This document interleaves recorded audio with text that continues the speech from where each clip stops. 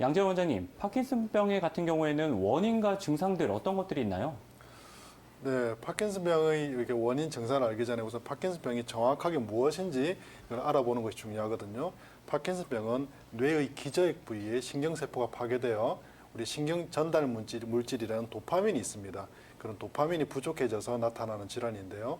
이런 신경 전달 물질은 우리가 몸을 제대로 이렇게 원활하게 움직일 수 있도록 해줍니다. 그런데 신경 전달 물질이 없어지게 되면은 내가 몸을 이렇게 움직이려고 할 때 그 움직임이 제대로 되지가 않는 거죠. 그런데 안타깝게도 이런 파킨슨병은 아직까지 원인이 뚜렷하게 이렇게 어떤 원인이다라고 이렇게 밝혀진 바는 없습니다. 그런데 한 4가지 정도로 우선 추정하고 있는데요. 첫 번째, 뇌의 노화로 될 수 있습니다. 노화로 인해서 신경세포가 줄어드는 거죠. 양이 줄어들고 뇌가 쪼그라들고 위축이 되면서 파킨슨병이 오는다라고 이렇게 하나 보고 있고요. 두 번째, 뇌의 과부하로 될 수 있습니다. 우리가 스트레스로 인해서 뇌에 과부하 걸리는 것이죠. 그리고 화병 같은 감정적인 원인에 의해서 이런 파킨슨병이 오기도 합니다. 우리가 법정 싸움이라든지 배우자의 죽음이라든지 혹은 자녀의 죽음 이런 어떤 큰 스트레스 이후에 이런 파킨슨병이 나타나는 경우가 있습니다. 그리고 또 하나 이런 파킨슨병이 어떤 유전적인 요인, 어떤 체질적인 요인도 한 10% 정도 이렇게 관여된다라고 이렇게 보고 있습니다. 이 증상으로는 크게 3가지가 있는데요. 우리가 떨림, 그리고 관절의 강직, 그리고 서동증이 있습니다. 안정시에도 이렇게 손이나 다리가 떨리게 되는데요. 우리가 처음에는 내가 의지대로 이렇게 제어를 하려고 하면은 제어가 됩니다. 그런데 나중에 시간이 지날수록 이것이 관절의 강직 때문에 제어가 되지 않아서 글씨를 쓴다든지 아니면 밥을 먹는다든지 이런 동작들이 굉장히 불편해질 수 있습니다. 그리고 관절의 강직을 들 수 있는데요. 관절이 뻣뻣해져 가지고 관절을 굽혔다 폈다 하는 동작이 제대로 되지 않습니다. 그래서 파킨슨병 환자는 발을 바닥에서 붙였다 떼는 동작이 제대로 되지 않아서 발을 이렇게 보폭도 굉장히 좁게 되고요. 그리고 발을 끌듯이 걷게 됩니다. 그리고 서동증이 있습니다. 서동증은 그 말 그대로 움직임이 굉장히 천천히 된다는 것인데요. 처음에 이렇게 파킨슨병이 보통 60대 이후, 최근에 50대 이후에 나타나기도 하지만은 이런 나이가 들면서 나타나기 때문에 내가 움직임이 평소보다 느린 것은 내가 나이가 들어서 이게 느린 게 아닌가라고 이렇게 착각하는 경우가 많습니다.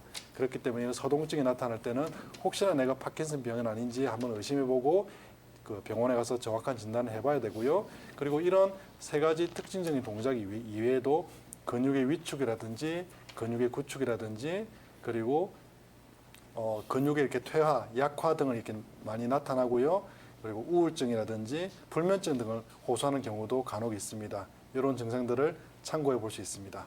이렇게 장 건강에 좋은 그럼 식품과 약재들은 어떤 것들이 있을까요? 네, 식품과 이렇게 약재도 이렇게 좋은 게 많고요.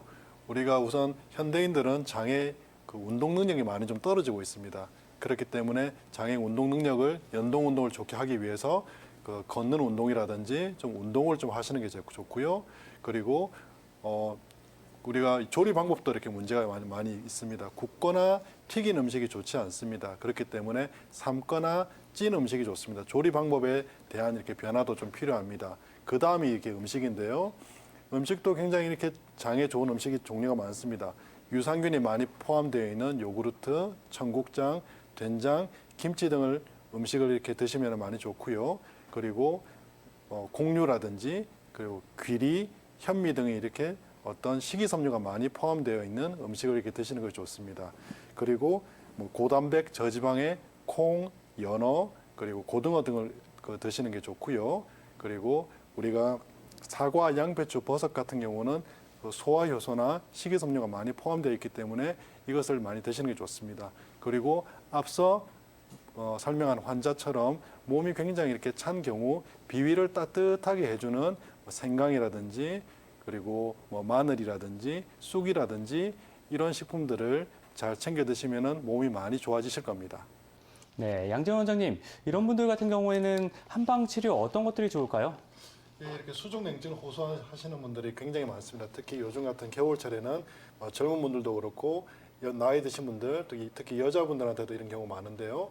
이런 분들 같은 경우는 특히 아랫배가 찬 경우가 많습니다. 한의학에서는 아랫배가 이렇게 찬 경우, 손발이 이렇게 찬 경우가 굉장히 많은데요. 한의학에서는 심장이 심장에서 이렇게 나온 혈액이 하초를 거쳐가지고 손발로 뻗어 나간다라고 표현을 하고 있습니다. 그런데 아랫배 혹시 냉적이라는 것이 있으면은 거기 이렇게 혈액이 이렇게 제대로 뻗어 나가지 못하기 때문에 손발이 찬 경우가 많습니다. 그래서 아랫배를 손발을 따뜻하게 해주는 것도 중요하지만은 손발을 따뜻하게 하기 전에 아랫배부터 혹시 검사를 해보시는 것도 중요합니다. 이런 뭐 좀 이렇게 야윈 체격의 분들은 아랫배를 이렇게 배꼽 아랫부분을 만져보면은 딱딱한 이렇게 냉적이라는 것이 만져지는 경우 굉장히 많거든요.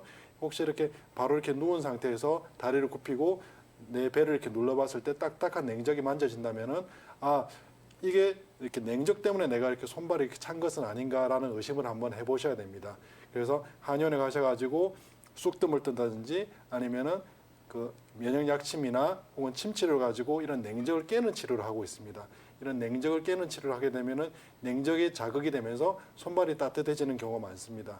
그리고 냉온욕도 이렇게 우리 몸에 이렇게 체온을 높이는 효과를 이렇게 주기 때문에 이런 냉온욕도 굉장히 이렇게 도움이 되고요.